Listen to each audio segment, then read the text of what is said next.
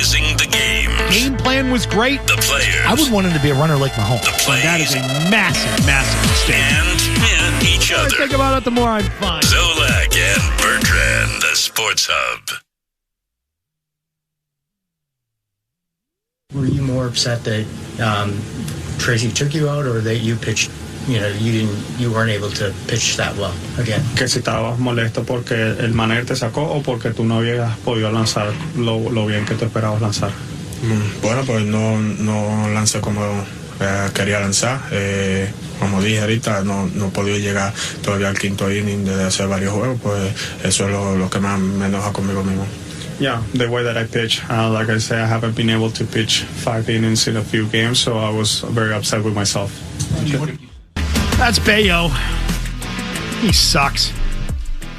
He's worn out his welcome here, if you ask me. He certainly has. And as soon as they have depth again in their rotation, if they get healthy in that rotation, I would ship his ass out of town as fast as possible. Look, guys, if you're going to fix, and I'm not even talking about the 2026 season, this season, it's pretty much on the verge of total collapse and lost cause. Yeah. And it's May 1st, which is wild. I'd get him out of here. You want to get anybody out of here with a bad attitude. You got a bad attitude, we get rid of you. You've got to do it. If you want to build a culture, not only do you have to find the guys that are really good at it, like a Bregman of a year ago, you've got to rid yourself of the idiots.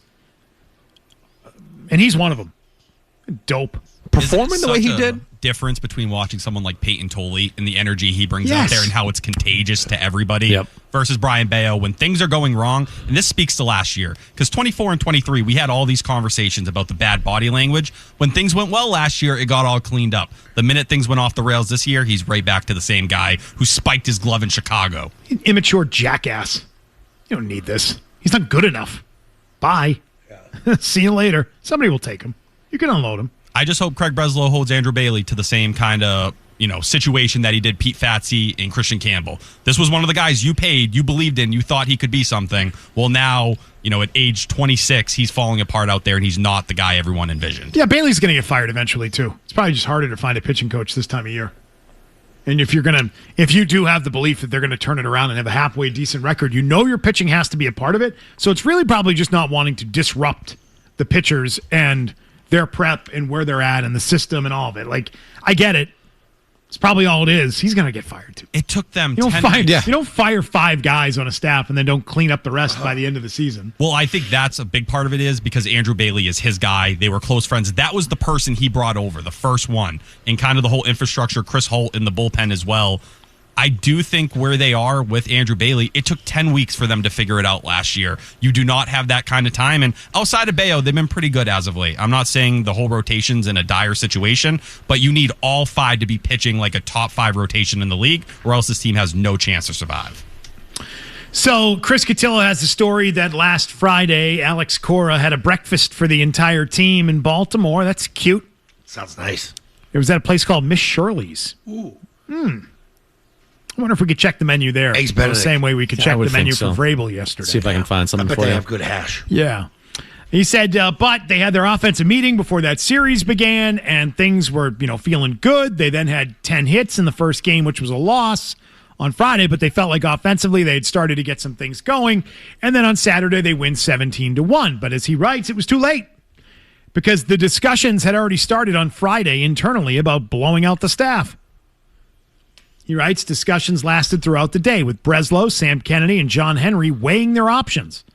Also contributing to the discussions, some remotely, were minority owner Theo, team chairman Tom Werner, and FSG president Mike Gordon. According to sources, by the end of the day, the group had reached a consensus that change was necessary. And then on Saturday morning, Henry, Kennedy, and Breslow flew a private jet to Baltimore, Henry's plane. Saw someone tracking that. Look at the tail number on that. Got the old tail number on his plane now, so I didn't have that one. You're a stalker. Putting that in my database. And so with that, they were on their way to firing him. Not long after the game, Breslow contacted Cora and told the manager that they needed to talk when Cora returned to the hotel. As a courtesy, Breslow revealed that Kennedy and Henry were with him, a detail that tipped Cora off as to what was happening. Pretty obvious at that point, right? Hey, make sure you meet me at the hotel. By the way, John's here. And Sam's here, too. It's like John Corey walking around the hallways here at the Sports Hub. Yeah, with the folder. If you see John Corey walking around the hallways at 8:30 in the morning with a folder in his hand, you know someone's getting let go. Yeah. And you just hope it's not you. You don't want that. I point that here. I've seen it, man. We've seen it. Yep. Too many times. Yeah. Miss Shirley's, it was either the Roland Park location or the Inner Harbor. Inner Harbor, because they said it was between the team hotel and the ballpark. And they stay pretty close to the ballpark there. They have some churro pancakes. pancakes. If they're staying at the same team hotel they used to stay at there. They have some churro pancakes that look amazing. Nice. I think the churros are as good as they are at Dodger Stadium. They're great churros. I mean, there's churros everywhere out on the West Coast, L.A. Breakfast banana split. Love that. Don't love that. Love that. No. Diners, drive-ins, and dives has done it. They've been featured. It's good. Ice cream for breakfast. Wow. No, thank you. Chicken and waffles. I had a banana Nutella French toast at a breakfast. That's heavy, right? That Very Nutella, heavy, man. Yeah. Very heavy, but quite delightful. While I was on vacay. Where'd you get that at? That was at the Mel's, which remember we went to the one in San Francisco. They got a bunch of them out there. They're everywhere. Way overpriced. Yeah, it's not cheap. Not cheap. The diner. Anyway, numerous sources push back on the notion that Cora was offered the chance to stay with the Red Sox, but with a different staff. So he was done. That's what this story says. But I don't think that destroys what was written in the Globe either, because it seemed like that was a thought in terms of Craig Breslow last year and over the offseason of getting rid of some of those coaches Cora wasn't willing to let go. I think that tells you, at those points, Cora may have told him, I won't move off. I refuse to do it. So when it came to it this year, there wasn't even a conversation. Breslow knew where Cora stood. I love some of the details in this. And by the way, he says if Cora had done that and tried to fall on the sword for coaches saying, no, you got to fire me, it would have risked him losing his money. $15 million remaining on the deal. And it would have risked him not getting paid. So he wouldn't. Cotillo's saying he did not do that. That is not how it went down. He also has this. As word spread throughout the hotel, largely by players calling, texting, and FaceTiming each other ahead of a team meeting on Sunday morning, players scrambled to say goodbye. A large wedding in the lobby further complicated things. Some players rushed down to give their farewell hugs to the dispatch coaches. Others expressed their gratitude by sending high-end liquor bottles to the group as a parting gift. Oh, there you go. Yeah, Jack Daniels. There you go. The wedding in the lobby. Oh, they donated. The band is on the field. Yeah. You're like, what? Yeah. Oh, man. I heard through the grapevine that Jason Varitek was one of the first to find out. And he had to communicate it with the group. Wouldn't you go right to Cora? Yeah. Or maybe he didn't open his email. Blocked out. That would suck. He's got this about Sam Kennedy, which I think is just such nonsense. You ready for this? Yeah. As he returned from dinner with Henry and Breslow, Sam Kennedy, in a hushed tone, I bet they had fish. That's a tough dinner. said the decision to fire Cora ranked right up there with the hardest calls of his career. Further evidence of that came early in the week when Kennedy and Cora, no longer co-workers, spent a significant amount of time together in Boston, even after the firings. Are we crying in the Delta Lounge again? I mean, No. you fired a manager. It's baseball. Managers get fired all the freaking time. He wasn't even the only manager to get fired in the sport this week. What are we talking? Oh, my goodness. This is Chaim Bloom crying over Xander Bogaerts. Yeah. Is now Sam Kennedy in a hushed tone. The hardest of my career. The hardest thing to do. Like, what are we talking about? Yeah. Don't forget, though, not his decision, right? Definitely not. So Not why his is he decision. saying it's up there with the hardest calls of his career? According to you didn't make any calls. You did nothing. Hardest call of my career. Well, I thought it was Breslow's deal. I thought it was Breslow's deal and Breslow's team now. Those two things conflict, don't they? Just a little bit? Yes. I thought it was Rafi, too. He changes his mind all the time. A lot of tough decisions. Which one's hard? It was very hard. Was it? It's a sliding scale. Yeah. What else is in here that we're missing is the question. I know that there's some more about how there's friction between the on-field staff and the upstairs staff. We can get into that. More of your calls on the Celtics as well. Pete Abe on what the current mood in the Red Sox clubhouse is. Oh, I'm sure it's a great place to work now. That's all coming up. So, Why do you think people listen to Beetle, He's got a big... Zolak, and Bertrand, the Sports Hub. What's it like in the Red Sox clubhouse right now? It's strangely quiet, I would say. There's a lot of guys talking to each other, I think trying to figure out what's going on. And I think it's sort of divided into two camps. There's one group of guys who are the major league veterans who have been with a number of different teams, and this is old hat for them. Guys get fired, things happen. They're here for a year or two. They'll go on to another team. This is just regular business as a major leaguer. And then there's the guys who have been Red Sox their entire careers who are sitting around shocked because Alex Cora was the only manager they knew, and the hitting coaches who were all fired were the only hitting coaches they knew. They thought they were in a relatively stable organization. Everything was kind of going the way they thought, and then everything gets shaken up overnight in Baltimore on Saturday night. Those guys are really, I think, having a lot of trouble processing what's happened because they've never been through this before. So, a guy like Sonny Gray or Aldis Chapman, they're just rolling with this. But Roman Anthony, Marcelo Meyer, Ceddanne Raffaello, I count a guy like Connor Wong in that because he's mostly been a Red Sox his whole career. Those guys are kind of walking around with, 1,000-yard stares, kind of trying to figure out what's going on. It's Pete Abe talking about how miserable it is around that Red Sox clubhouse right now. It doesn't sound like a fun place to be. Very quiet. Very quiet. It's a Finish Strong Friday on Zolak and Bertrand, brought to you by 128 Plumbing, Heating, Cooling, and Electric, the company that finishes every job strong. And there's a shout-out today for Luis on the HVAC team for finishing strong with an outstanding 5-star review. He went to Alan's house in Georgetown for an HVAC emergency when the system wouldn't turn on. And Luis was there. He was so knowledgeable, he was able to get it back up and running in no time. There's two modes. You either go heat or cold. You got to flip it up or down. That's right. Yeah. Complicated. Well, the mode there was no go. Wow. Wouldn't kick on. So thank you, Luis. Great job. And if it's been a while since your last HVAC tune-up, why don't you get that taken care of before those warmer temperatures kick in? You try and put on the AC. You can do that by booking online at call128.com. The team there would be happy to help you and have a happy Finish Strong Friday. Sources familiar with the Breslow-Cora dynamic, according to Chris Cotillo, don't describe it as a bad relationship. Any tension between the front office and the uniform personnel came from the age-old discrepancy between the club's data and models and what the coaches were seeing with their own eyes on a daily basis. Sounds like a hoot.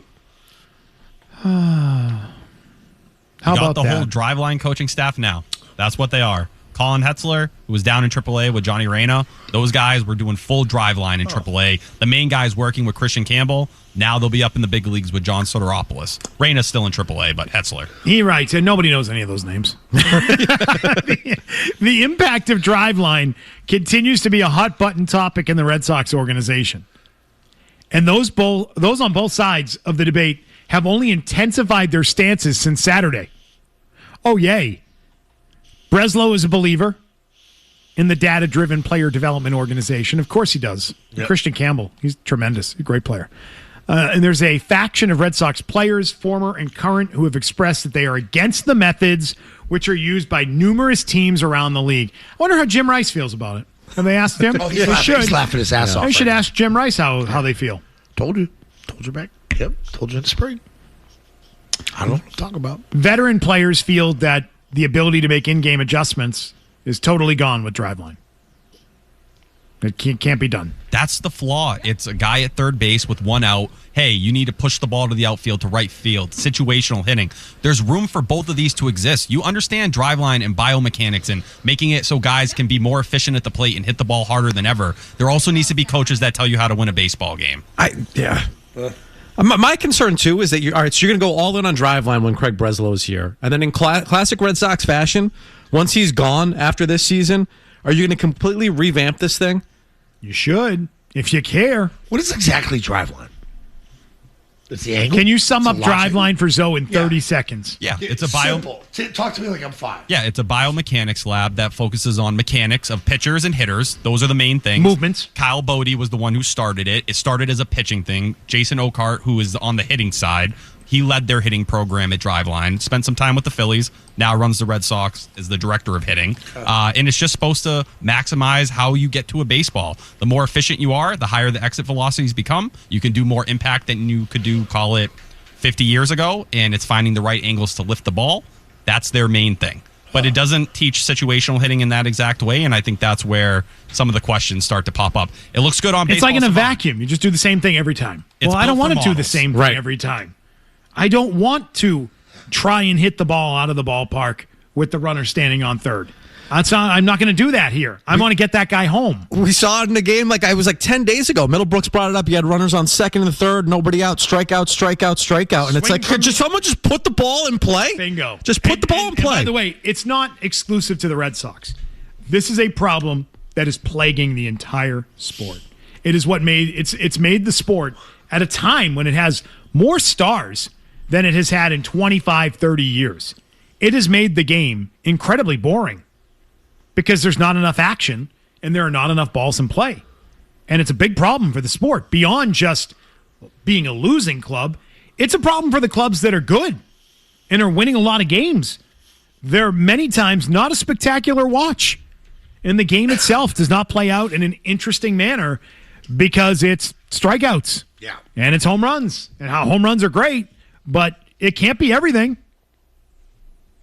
So fly balls and strikeouts don't really produce a great entertaining product. It plagues the sport, man. It totally does. Where situational hitting has been pushed aside for biomechanics, which, by the way, is not new. It's not some new thing that they've discovered. Ted Williams. Read Ted Williams on hitting. It's the and you'll pad. see things in there that they're talking about now. It's 100%. It's not like they've made. It's just how you apply it, and how they apply it is problematic right now. And there's a piece of technology. It's called the launch pad that these guys who go to Driveline and become certified, they can communicate. Certified. Do you get a card with certification? That? It's a whole stamp program. your card on A little diploma. Yeah. But it's like a BBWAA card. Yeah, Driveline certified. Oh, you can stay in the cage then. All right, good. Well, Rice out.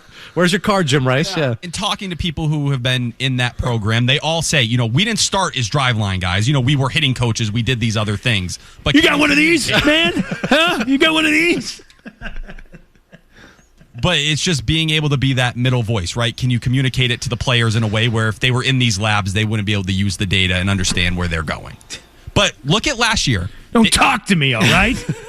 Baseball America's Coach of the Year last year was the hitting coach for the Toronto Blue Jays, David Popkins. And that was the major story of him completely reworking their approach.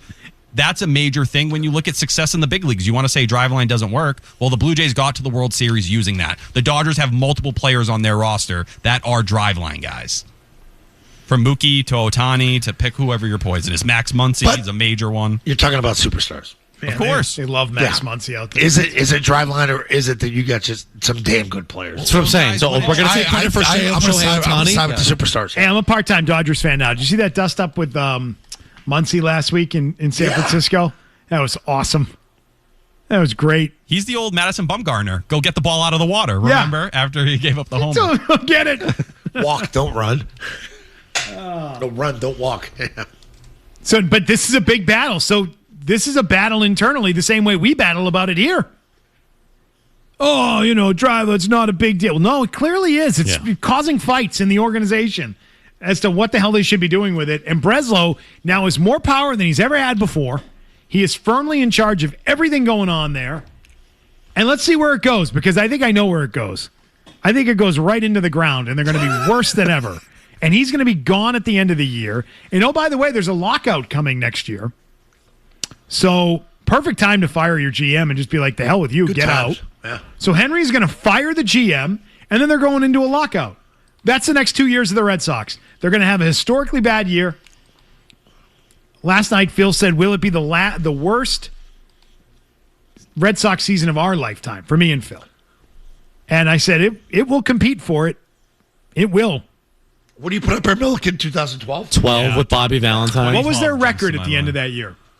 It was They had the 7th overall pick because you got Trey Ball, one of the worst draft picks it was of all 5th time. overall, wasn't it, Trey Ball? 7th overall. He was a top 10 pick. He sucked. 2020 obviously was shorter, but you had the 4th overall pick that year. They had 69 wins in 2012. They had 71 in 2014. That was the Benintendi draft, right? Was that a bad one? 69 record-wise is the worst year of my lifetime, but at least this is what you could say. We were talking about the 92 Red Sox, which Milliken, were you even alive? 6 years before I was born. You were born in 1998? Our intern of the day was born in 2007. There's so many problems with you. Holy crap. Really are. Well, anyway, the 92 Sox sucked. Do you have the lineup? But they were good to watch. They finished in dead last. Do you want to know their lineup that year? We'll do this quickly. Because I was rattling off top of my head. I'm like, they had a young Mo Vaughn. They still had Boggs, Brunansky, Jack Clark, who was always good for some moonshot over the light towers, Jody Reed, who had a decent year, if I remember that correctly. Nope, he batted .247, but that was a little bit different at the time. All right, here's who you had. Pena was your catcher. Vaughn, Jody Reed, Luis Rivera at short, Boggs, Billy Hatcher, Zubcic, Brunansky, Jack Clark. You had other guys like Ellis Burks, who was on that team. Scott Cooper played 123 games. Phil Plantier was on that team. You had a young Valentin, who played 58 games, a young Tim Naring, who played 72 games. Then Greenwell was hurt that year. I got a Tim Naring story for you. He missed a bunch of games. Not fair.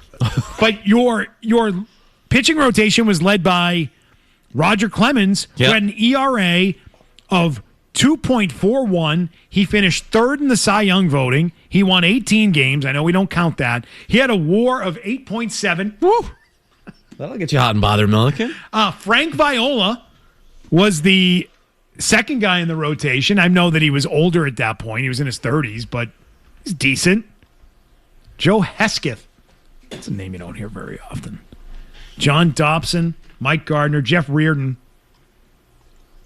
Danny Darwin, Matt Young. Yeah, Matt Young was going to be the savior, right? Another one of those guys. But they had stuff to watch. There were things to be entertained by. Mo Vaughn had 13 home runs that year. Yeah, good for him. That was his second year, I think. Second year in the league. There were things to see with that team. What is there to see with this team? What do you want to watch for? Roman Anthony, if he were playing Anthony's it. Yeah. Would be it. I guess Crochet Anthony, when Crochet pitches, but now he's hurt. I don't know, man. Could go down as a real bad one. Will they have fewer than 69 wins? Yes. It's in play. I'll go more. You'll go over. But like saying 78 wins, keep in mind, this wasn't 23 Crochet's or 24 where you try to make a wild card. You had World Series aspirations this year. This isn't like the bar was low. It was actually the highest it's been in a very long time. Yeah, well, we all got it wrong. And he couldn't survive it, yeah. We all got it wrong. Hey, Breslow says they have enough time to fix it, Beetle, so hold them to it. Well, I am. I'm going to fire him. I am going to hold it to him. Yes, you're fired. You think Sam Kennedy will tell him that John Henry's next to him to make the call? Well, it'll be a very emotional day Sam for Sam is going Kennedy. to say it's going to be one of the hardest decisions of his career. Yeah. Even though it's not his decision. It was John Henry's. Coward. Such a coward. Don't look at me. I'm just the guy they send out here to say silly stuff. Yeah. Don't look at me. No, not my call, but so hard, so emotional. So emotional. Oh, man. The overreaction for both Cora and Vrabel this week is pretty comical. It really is. All right, here are the headlines with Timico. Zoe and Beetle are back with more on the Sports Hub. Sorry. You didn't hear that, right? You didn't hear that, right? No, keep it impossible. All-time story. Oh, I got more to that. Then his dog. There was a milkshake, an old milkshake from McDonald's. Stop.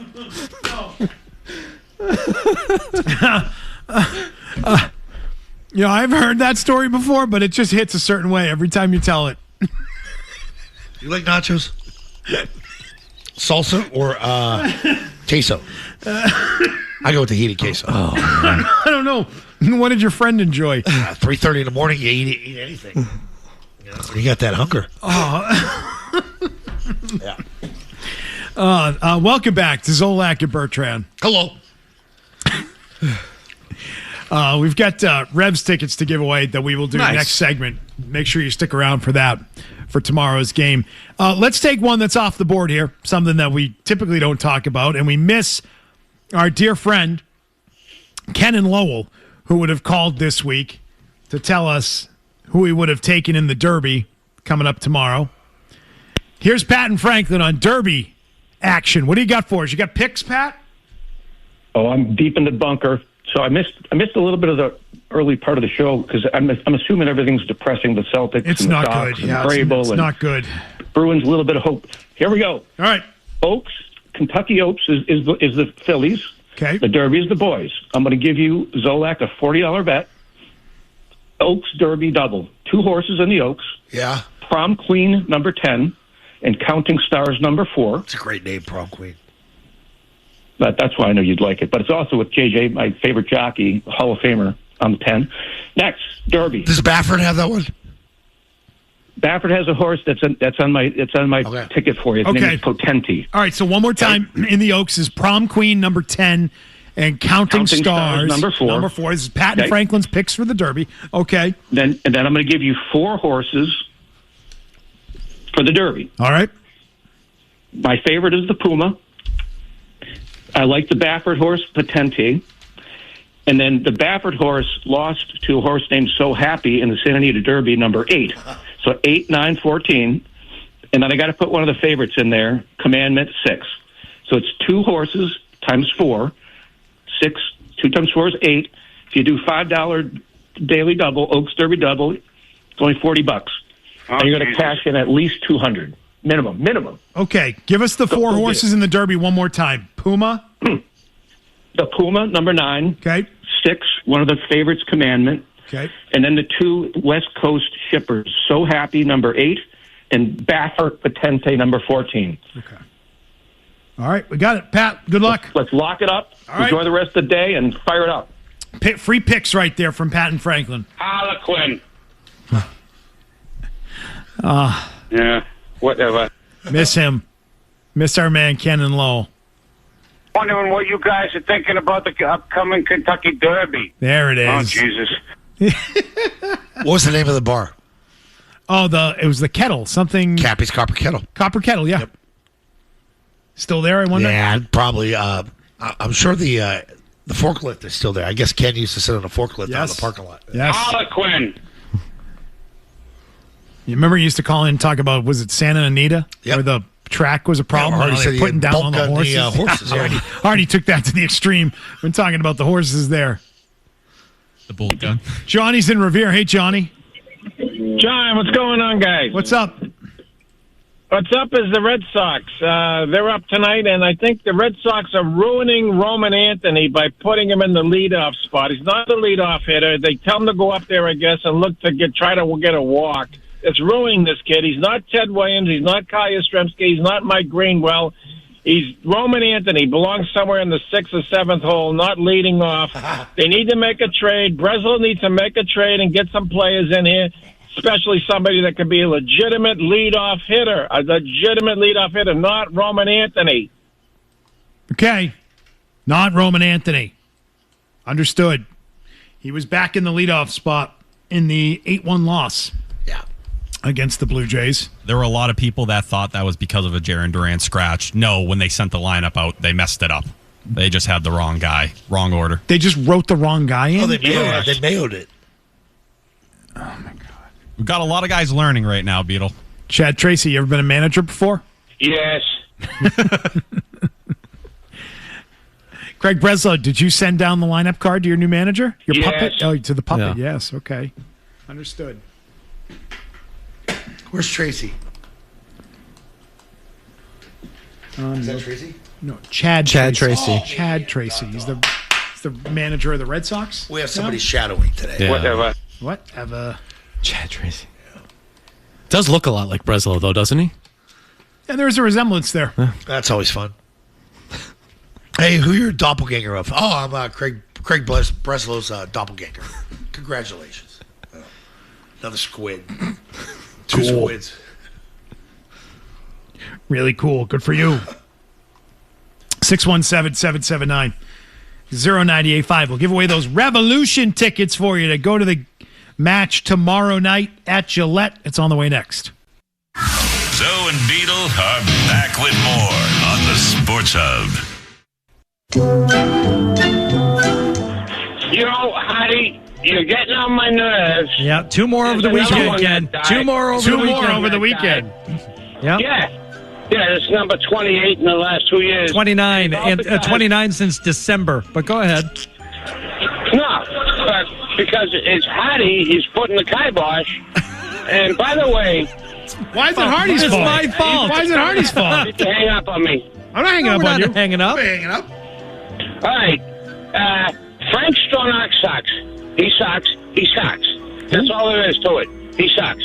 All right? He put down those rubber pellets to make the track faster. Frank. All right? Frank Stronach, Austrian, beep, and he's pro-freedom party, beep, and I'm swearing. All-timer right there. We miss you, Ken. Self-censoring himself with his own beeps. Caller 10 right now to the contest line, 617-931-0985. We'll score a pair of tickets to the New England Revolution game happening tomorrow night at Gillette Stadium. McDonald's and the New England Revolution celebrate Asian American Pacific Islander heritage on Saturday. That's tomorrow.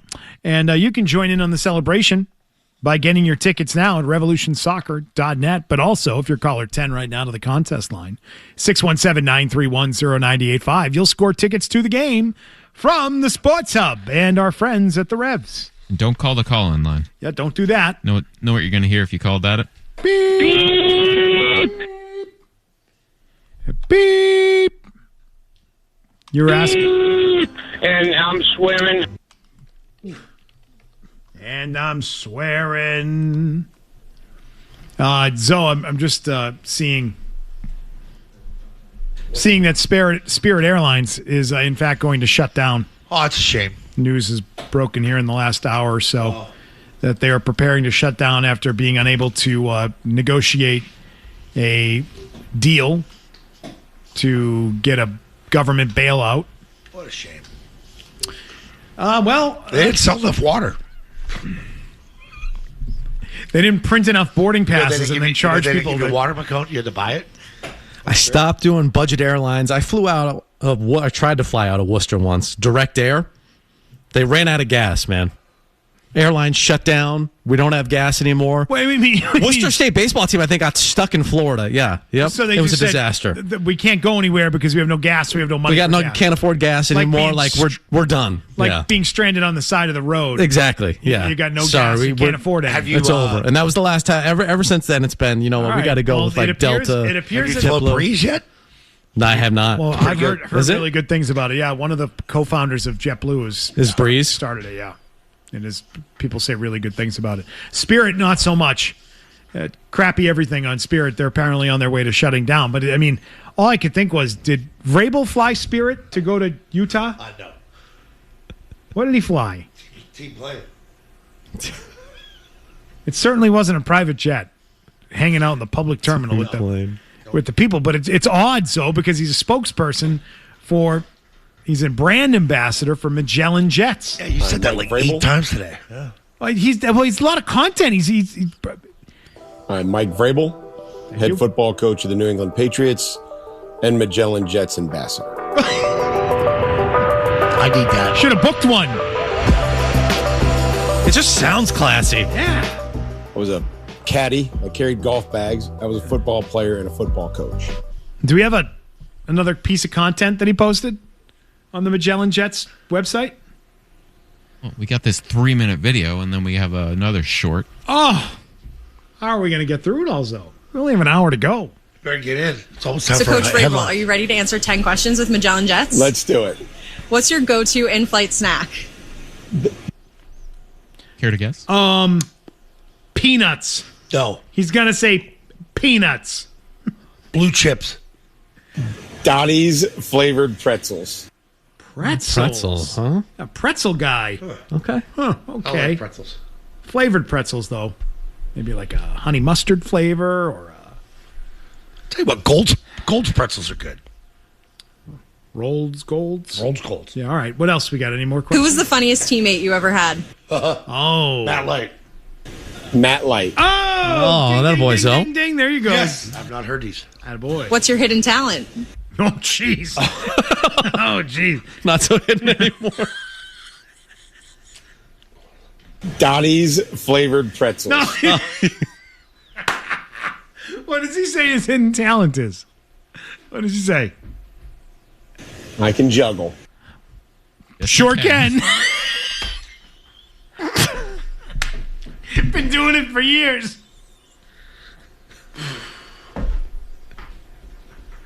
You can guess that one, though. Oh my goodness. What's your hidden talent?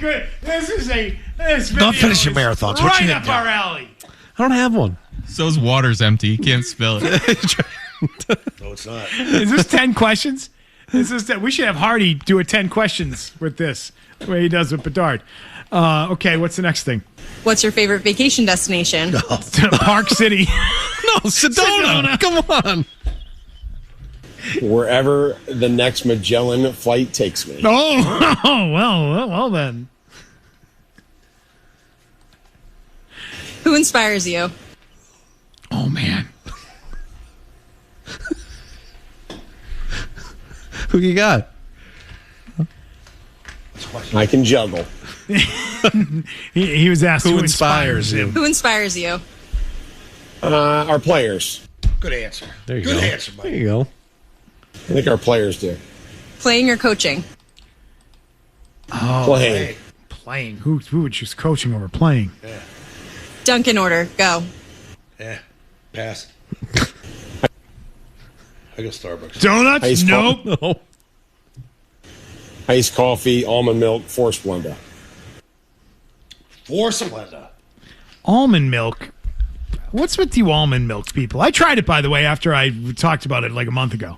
I had it in cereal down in Florida, and it tastes like water. It's water. It's putrid. It just makes me miss milk. It's putrid. That's all it does. Like, what is this? How come you guys don't like milk? I guess if you have an allergy or something, dairy problem. Well, that's different. I get it. What's That's one thing different. that's always in your suitcase?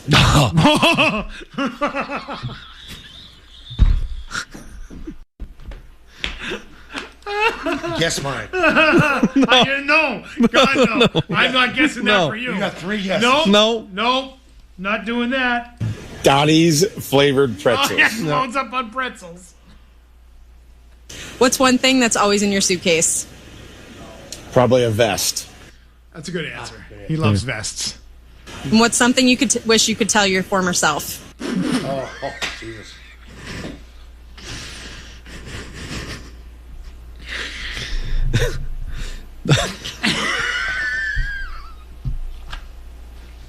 Don't try to be perfect. It never works. I guess he took that advice. How do you unwind after a stressful game? God damn. I go hang out with the press. Dottie's flavored pretzels. There we go.